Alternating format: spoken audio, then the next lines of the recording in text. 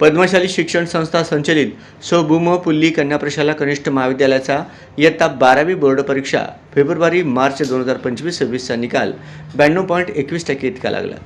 यात वाणिज्य विभागाचा निकाल 95.62% तर कला विभागाचा निकाल 87.85% इतका लागला असून महाविद्यालयात वाणिज्य व कला विभागातून कुमारी भोसले नंदिनी युवराज हिने 600 पैकी 511 याप्रमाणे 85.17% गुण मिळवून महाविद्यालयातून व वाणिज्य विभागातून प्रथम क्रमांक मिळवला। द्वितीय क्रमांक कुमारी मळगे आरती मलकारी हिने 600 पैकी 488 गुण मिळवत 81.33% इतके गुण मिळवले। महाविद्यालयातून द्वितीय व कला विभागातून प्रथम क्रमांक मिळवला। तर तृतीय क्रमांकात कुमारी भोसले गंगाबाई श्रवण 600 पैकी 484 80.67%। महाविद्यालयातून तृतीय क्रमांक व कला विभागातून द्वितीय क्रमांक मिळवले। तर कला विभागातून तृतीय क्रमांक कुमारी वाघमारे सपना अनिल 600 पैकी 459 76.50% मिळवले। वाणिज्य विभागातून द्वितीय क्रमांक कुमारी इब्रापुरे प्रियंका दशरथ 600 पैकी 468 78%। तर तृतीय क्रमांक नंदगिरी संध्या संतोष 600 पैकी 456 गुण 76%। 12वी बोर्ड परीक्षेसाठी कला विभागातून एकूण 107 विद्यार्थिनी परीक्षेस प्रविष्ट झाले, पैकी 94 विद्यार्थिनी उत्तीर्ण झाले। तर वाणिज्य विभागातून 137 विद्यार्थिनी परीक्षेस प्रविष्ट झाले, पैकी 131 विद्यार्थिनी उत्तीर्ण झाले। महाविद्यालयातून एकूण प्रविष्ट विद्यार्थिनींपैकी 8 विद्यार्थिनींनी विशेष प्रावीण्य प्राप्त केले। या सर्व यशस्वी विद्यार्थिनींचा सत्कार सोहळा सर्व शिक्षक, विद्यार्थिनी व पालकांच्या उपस्थितीत पार पडले। या कार्यक्रमाचे अध्यक्षस्थान श्रीनिवास कॅतम यांनी भूषविले। त्यांच्या शुभ हस्ते यशस्वी विद्यार्थिनींना उपयुक्त भेटवस्तू देऊन सत्कार करण्यात आला। अध्यक्षीय मनोगतात त्यांनी प्रथम विद्यार्थिनींना उज्ज्वल भविष्यासाठी शुभेच्छा दिल्या व भविष्यातही त्यांनी उच्च शिक्षण घेऊन समाजासाठी आदर्श निर्माण करावा व प्रत्येक मुलीने शिक्षण घेतले पाहिजे।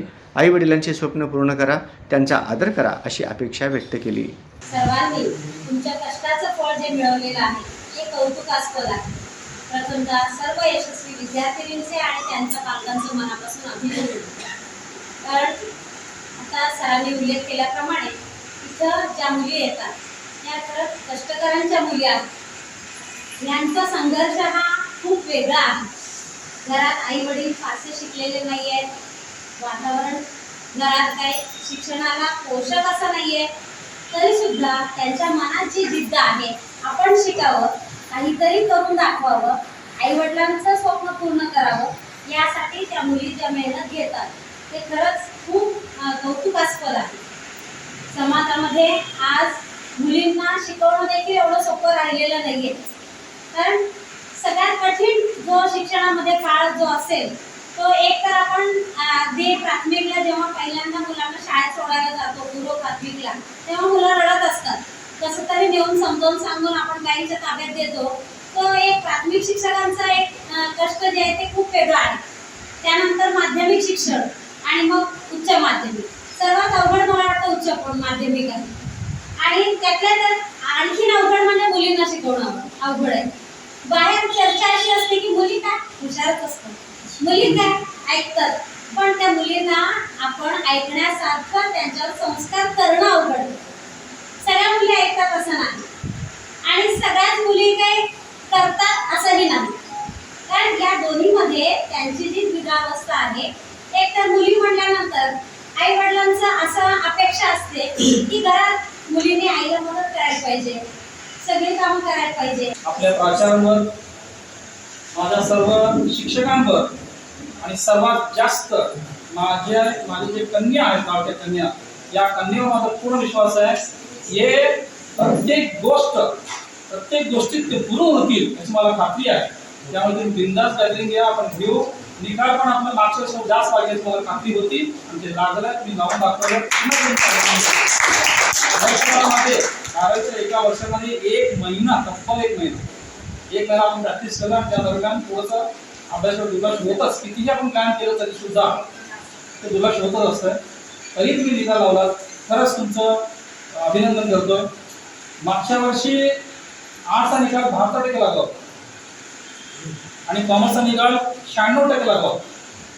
तेव्हा मला थोडंसं मी मीटिंगमध्ये म्हणजे असं सत्कार होतं, फक्त विद्यार्थी बदलले, शिक्षक तेच आहेत, प्राचार्य तेच आहेत आणि आजचे अध्यक्ष पण तेच आहेत। तेव्हा पण तेच होतं. तेव्हा माझी निराशा बघून दाखवलं की फार निराशा आहे म्हटलं की आर्ट्स निकाल फार कमी लागला. पण यावर्षी तुम्ही त्यामध्ये प्रयत्न करून परिवर्तन घडवून आणला. आणि नुसतं परिवर्तन नाहीये, 72% डायरेक्ट 97% हे चेष्टा नाही. त्यामुळे तुमचाही परत मनापासून अभिनंदन करतोय. पण आता मला अपेक्षा आहे 91 आहे, आता इथून पुढे 95 पुढे तुम्हा सर्व मुलींना माझं या ठिकाणी मनापासूनची विनंती आहे की आपल्याला ज्या आईवडिलांनी भयानक कष्ट सोसून अनेक अपमान सहन करून अनेक रात्र उपाशी काढून अंगावरचे कपडे अनेक आया अनेक वडील वर्षाला कपडे शिवून घेतात. काहींना 2 वर्षाला काहींना 3 वर्षाला. पण ती आपली मुलगी सुंदर दिसावं, आपल्या मुलांनी चांगले कपडे घालावं अशा एका आशेने ते बरेच कष्ट करून ते तुमच्या अंगावर घालतात. आणि तुम्ही नेसून जाताना खिडकीतला लपून छपून पाहतात, तुम्ही चाली बघा किती सुंदर दिसायला लागली. मग ते नवरा बायकोचं एक वेगळा प्रेम असतो की तुम्हाला तुमची लेक भारी दिसते, मीच नवीन कपडे घातल्यावर तरी चुकून बघत नाही. हे मी अनेक आयांना आपल्या वडिलांनी बोललेलं मी माझ्या डोळ्याला म्हणजे पाहिलेलं आहे, माझ्या कानाने ऐकलेलं. कारण माझा धंदा तोच आहे, तुम्हाला माहित आहे, मी वकील आहे. आमच्याकडे कौटुंबिक समस्या वेगवेगळ्या पद्धतीने येतात. त्या आल्यानंतर ही जी काही पवित्र प्रेम आहे हे जेव्हा आम्हाला दिसतो तेव्हा आम्ही त्यांना असलेल्या समस्यांना सोडवण्यामध्ये आम्ही यशस्वी होतो. आणि हे सर्व होतो तो केवळ एका शिक्षणामुळे. म्हणून मी तुम्हाला मनापासून विनंती करतो की शिक्षणात कुठेही थांबू नका. सरकार तुमच्या पाठीशी आहे, गुरुजनांचं सपोर्ट तुमच्या मागे आहे आणि आमच्यासारखे समाजसेवक प्रत्येक वेळी तुमच्यासोबत आहेत. फक्त मी 12वी झाले थांबायचं नाही, मी पदवीधर झाले थांबायचं नाही, मी पदव्युत्तर शिकले थांबायचं नाही, मी विशारद झाले तेव्हा थांबायचं.